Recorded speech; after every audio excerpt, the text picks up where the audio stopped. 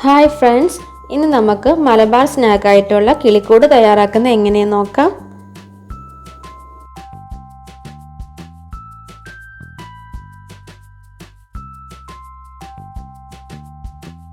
ഒരു പാൻ ചൂടായി വരുമ്പോഴത്തേക്ക് ഇതിലേക്ക് ഒരു 2 ടേബിൾ സ്പൂണോളം ഓയിൽ ഒഴിച്ചു കൊടുക്കാം.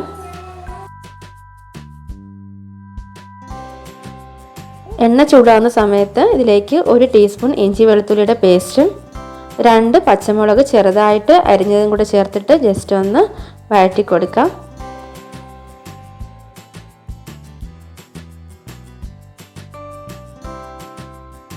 ഇതിലേക്ക് ഇനി ഒരു മീഡിയം സൈസ് സവാള ചെറുതായിട്ട് അരിഞ്ഞതും പാകത്തിനുള്ള ഉപ്പും കൂടെ ചേർത്തിട്ട് സവാള വഴറ്റിയെടുക്കാം. സവാള ഒന്ന് സോഫ്റ്റായിട്ട് വന്നാൽ മതി.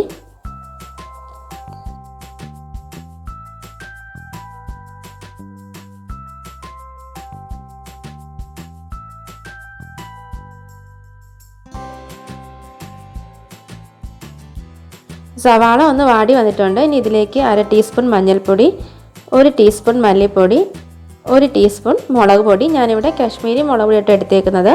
സാധാ എരിവുള്ള മുളക് പൊടിയാണെങ്കിൽ നിങ്ങളുടെ എരിവിനനുസരിച്ച് അതിൻ്റെ അളവിന് മാറ്റം വരുത്തിയാൽ മതി. ഇനി ഈ പൊടികളുടെ ആ ഒരു പച്ചമണം മാറുന്നവരെ ഒന്ന് വഴറ്റി കൊടുക്കാം.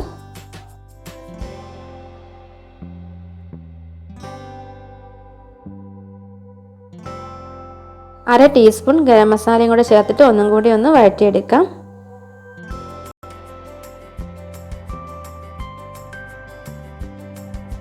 ഇനി ഇതിലേക്ക് ഒരു 150 ഗ്രാം ബോൺലെസ് ചിക്കൻ, കുറച്ച് ഉപ്പും മഞ്ഞൾപ്പൊടിയും കുരുമുളക് പൊടിയും കുറച്ച് ഇഞ്ചി വെളുത്തുള്ളി പേസ്റ്റ് ഇട്ട് വേവിച്ചെടുത്തതാണ്. അത് കൈകൊണ്ട് ഞാനൊന്ന് പൊടിച്ചെടുത്തിട്ടുണ്ട്.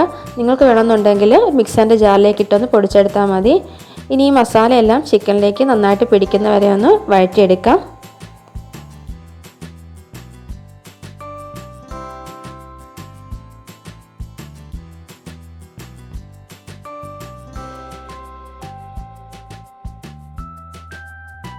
ഇപ്പോൾ ചിക്കനിലേക്ക് മസാല എല്ലാം നന്നായിട്ട് പിടിച്ചിട്ടുണ്ട്. ഇനി ഇതിലേക്ക് ഒരു 3 ചെറിയ ഉരുളക്കിഴങ്ങ് കുക്കറിൽ ഞാൻ വേവിച്ചെടുത്തതാണ്. അത് ചൂടോട് കൂടി തന്നെ എൻ്റെ സ്കിന്ന് റിമൂവ് ചെയ്തിട്ട് അത് ഉടച്ചെടുത്തതാണ്. അത് നമുക്കിതിലേക്ക് ഇട്ട് കൊടുക്കാം.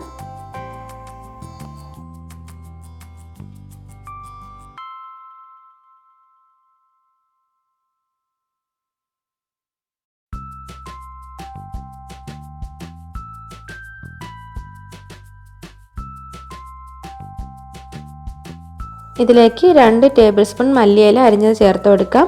ഇനി ഉരുളക്കിഴങ്ങ് ഈ മസാലയായിട്ട് നന്നായിട്ടൊന്ന് മിക്സ് ചെയ്തെടുക്കാം.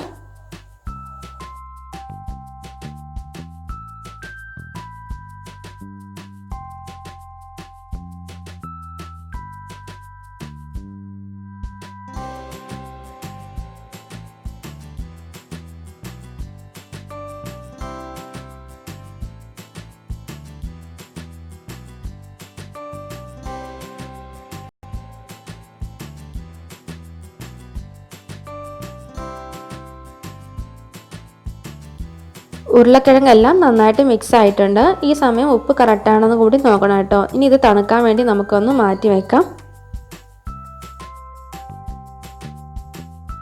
അപ്പം നമ്മുടെ മസാലയുടെ മിക്സ് നന്നായിട്ട് തണുത്ത് വന്നിട്ടുണ്ട്.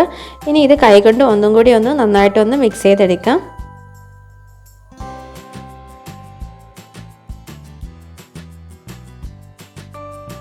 ഇനി ഇതിൽ നിന്നും കുറേശ്ശെ എടുത്ത് ഇതുപോലെ ഉരുളയാക്കി എടുത്തിട്ട് കൈകൊണ്ട് ജസ്റ്റ് ഒന്ന് പ്രസ് ചെയ്തെടുക്കാം.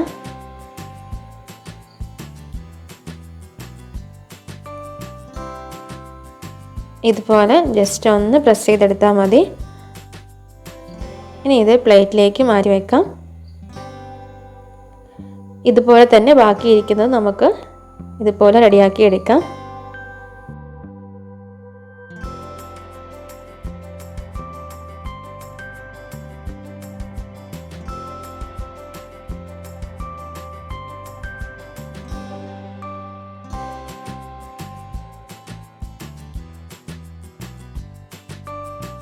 ഇനി ഓരോന്നും മുട്ട ഞാനൊന്ന് ബീറ്റ് ചെയ്ത് എടുത്തിട്ടുണ്ട്. അതിലേക്കൊന്ന് ഡിപ്പ് ചെയ്ത് എടുത്തിട്ട് സേമിയയിലൊന്ന് കോട്ട് ചെയ്തെടുക്കാം.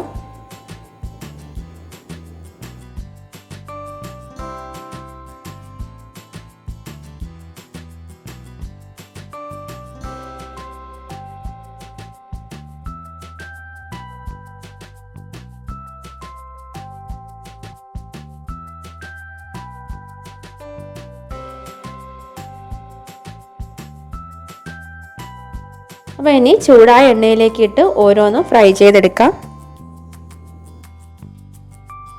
ലോ ഫ്ലെയിമിൽ വേണം കേട്ടോ ഇത് ഫ്രൈ ചെയ്തെടുക്കാൻ വേണ്ടിയിട്ട്. എണ്ണ നന്നായിട്ട് ചൂടായതിന് ശേഷം ലോ ഫ്ലെയിമിലാക്കിയിട്ട് ഫ്രൈ ചെയ്തെടുക്കാം.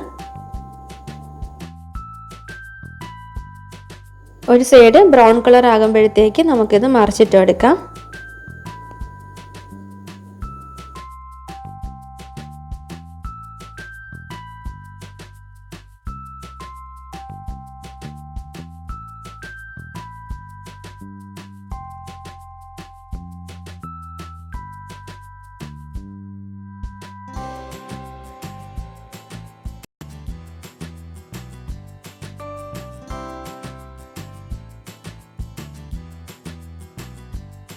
അപ്പോൾ എല്ലാവരും ഇതൊന്ന് ട്രൈ ചെയ്ത് നോക്കുക. നിങ്ങൾക്ക് വീഡിയോ ഇഷ്ടമായിട്ടുണ്ടെങ്കിൽ ലൈക്ക് ചെയ്യുക, ഷെയർ ചെയ്യുക, കമൻറ്റ് ചെയ്യുക. അതുപോലെ ചാനൽ സബ്സ്ക്രൈബ് ചെയ്യാത്തവരാണെങ്കിൽ സബ്സ്ക്രൈബ് ചെയ്യുവാനും മറക്കരുത്.